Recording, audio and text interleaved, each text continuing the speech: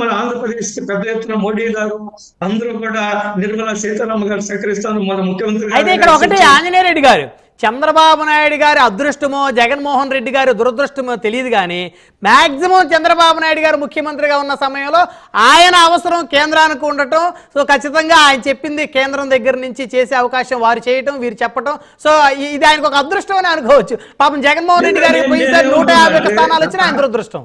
ఒకటి అది ఆయన అవసరం ఉందా లేదా పక్కన పెట్టేద్దాము. రాజకీయాలు కొన్నిసార్లు కొన్ని నిర్ణయాలు జరుగుతుంటాయి, కొన్ని పరిణామాలు వస్తుంటాయి. బట్ ఒకటి ప్రజలు చేసుకున్న అదృష్టం కాబట్టి జగన్మోహన్ రెడ్డి గారు ఓడిపోయారు. ఆంధ్రప్రదేశ్ ప్రజలు చేసుకున్న అదృష్టం, వారు ఓడిపోయారు. కూటమి ప్రభుత్వం వచ్చింది, అందువల్ల రాష్ట్రానికి మంచి రోజులు ఉన్నాయి. కేంద్రం అన్ని విధాల రాష్ట్రాన్ని సహకరిస్తుంది. అది పోలవరం పూర్తి చేయడం కానీ, అమరావతి పూర్తి చేయడం కానీ, అమరావతి ఒక అద్భుతమైన రాజధానిగా తయారు కాబోతుందనే ఎటువంటి అనుమానం లేదు. ఒక నిజాయితీ గల నాయకత్వం ఈరోజు రాష్ట్రంలో ఉంది. యువకులు ఉన్నారు, మంత్రులు, ఈ రాష్ట్రానికి సేవ చేయాలనే ఒక ఆలోచనతో ఉన్న కేబినెట్ మంత్రులు ఉన్నారు కాబట్టి ఖచ్చితంగా రాష్ట్రానికి మంచి రోజులు ఉన్నాయనే విషయంలో ఎటువంటి అనుమానం. రైట్, మళ్ళీ వస్తాం సార్. మనతోటి శివపార్త్ గారు ఉన్నారు, జనసేన పార్టీ రాష్ట్ర అధికార ప్రతినిధి. శివపార్త్ గారు, గుడ్ ఈవినింగ్ అండి. గుడ్ ఈవినింగ్ అండి. బ్రహ్మనాయుడు గారు, ముందుగా మీకు ప్యానెల్లో ఉన్న పిల్లి మాణిక్యాలరావు గారికి, ఆంజనేయ రెడ్డి గారికి, అట్లాగే ప్రైమ్ 9 వీక్షకులకి గుడ్ ఈవినింగ్ అండి. సో మొత్తానికి గత ప్రభుత్వంలో మాత్రం మీరందరూ వైకాపాని తూర్పు ఆరబట్టారు. సో ఉద్యోగాలు లేవు, వలసపోతా ఉన్నారు, డిగ్రీలు పీజీలు చదివిన వాళ్ళకి వాలంటీర్లు ఉద్యోగాలు ఇచ్చి 5,000కి పరిమితం చేసి వాళ్ళ భవిష్యత్తును నాశనం చేశారు.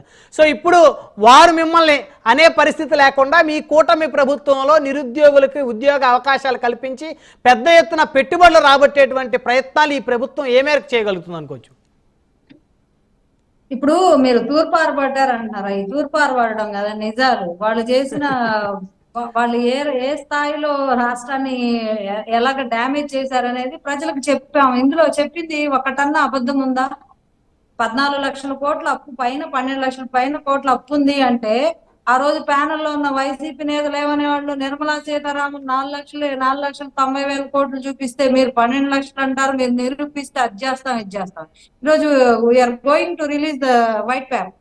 రేపు వైట్ పేపర్ రిలీజ్ అయ్యాక ఈ ఎవరైతే మాట్లాడారో వైసీపీ నేతలు వాళ్ళందరినీ మళ్ళీ మీరు పిలుచుకొచ్చి డిబేట్ లో కూర్చోబెట్టండి. ఆ రోజు ఏదైతే ఆరోపణలు చేస్తామో, ఇసుక అక్రమంగా దోచుకుంటున్నారు, టన్ను 20,000 రూపాయలు, 30,000 రూపాయలు, అసలు ఒక్కొక్క లారీ ఇసుక, అలాంటిది అది మన రాష్ట్రంలో ఉన్న బిల్డర్స్ దొరకట్లేదు.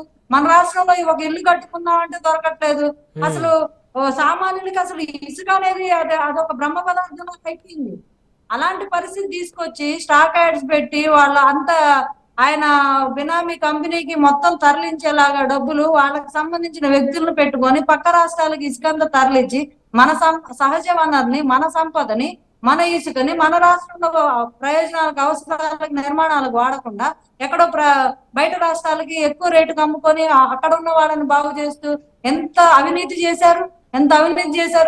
ఆ మినరల్స్ ఖనిజ సంస్థలకు అప్పచెప్పి ఇప్పుడు ఈ రోజు ఇసుక మరి ఎలా సాధ్యమైంది? ఉచిత ఇసుక సాధ్యమైంది కదా. 500 రూపాయలు అది మామూలు ఖర్చులు, అవి రవాణా ఖర్చులు ఎవరైనా అవుతుంది. అది ఒక టన్ను ఇసుక మరి ట్రాన్స్పోర్ట్ చేయాలంటే ట్రాన్స్పోర్ట్ ఖర్చులు ఉంటాయిగా, ఎత్తుకోసినందుకు కూలీ ఖర్చు ఉంటది కదా. మరి దానికి కూడా వీళ్ళు లెక్కలేసి ఈ రోజు ఫేక్ ప్రాపగాండా చేస్తున్నారంటే ఎంత చండాలం చేశారు ప్రతిదాన్ని. మరి అది సాధ్యమైంది కదా. రాగానే ఉచిత ఇసుక ఇచ్చారు. విద్యుత్ వీళ్ళు 8 సార్లు ఎంత బాధారో, అతి సామాన్యులను అడ్డేలా విధిచారో చాలా క్లియర్ గా ఎక్స్ప్లెయిన్ చేశారు సిపిఎన్ గారు, మన ముఖ్యమంత్రి గారు. ఒక్కొక్క సామాన్యుడికి కూడా 50 యూనిట్లు కాల్చిన సామాన్యుని ఎత్తిన వందలాది రూపాయలు బిల్లులు వేసి ట్రూ అప్ ఛార్జీలని, ఆ ఛార్జీలని, ఈ ఛార్జీలని, ఎన్ని వేల కోట్ల రూపాయల దోపిడీ. అది ఎవరికి బాగా హట్ అయింది? 80% నిరుపేదలకి ఎఫెక్ట్ చూపించింది. నిరుపేదలను ఎత్తిన బండలయ్యింది.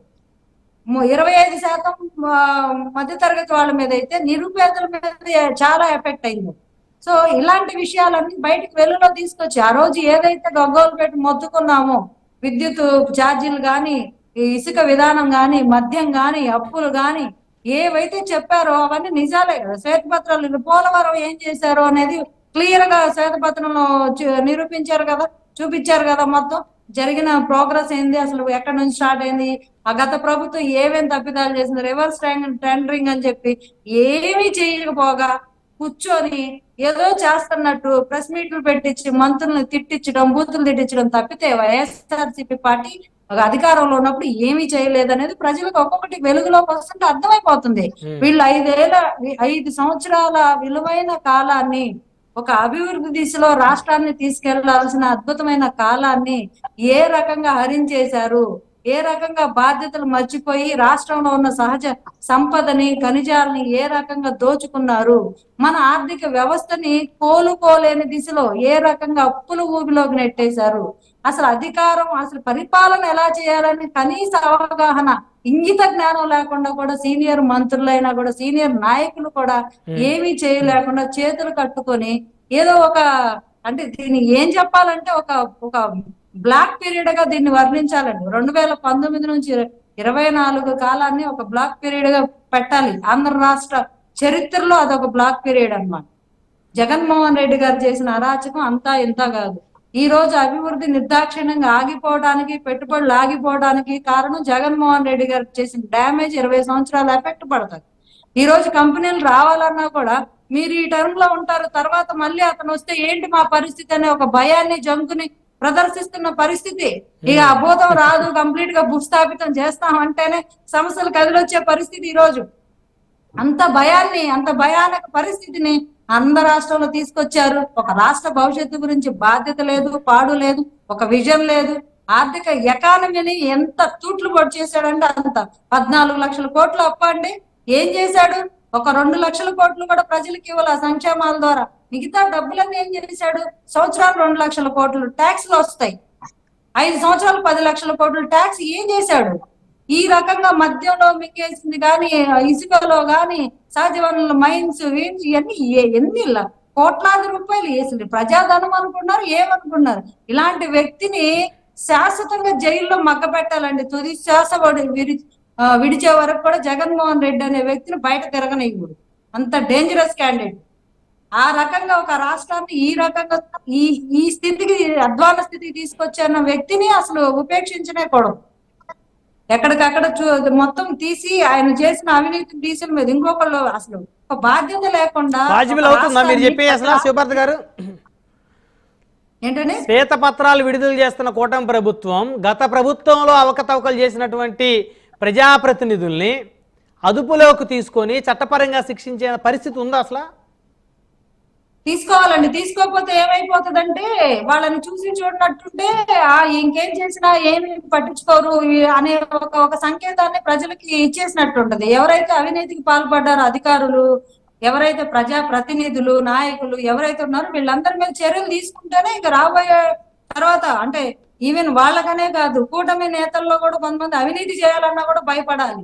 ఆ స్థాయిలో కూడా చర్యలు ఉంటేనే మన రాష్ట్రం గాడిలో పడిద్ది. ఇప్పుడున్న పరిస్థితి ఎలా ఉంది? ఎంత కుంటుపడిపోయి ఉంది. సో అలాంటి పరిస్థితిని అధిగమించాలంటే ఖచ్చితంగా చర్యలు తీసుకోవాలి. కూటమి ప్రభుత్వం తీసుకుంటుందనే నేను భావిస్తున్నాను. రైట్.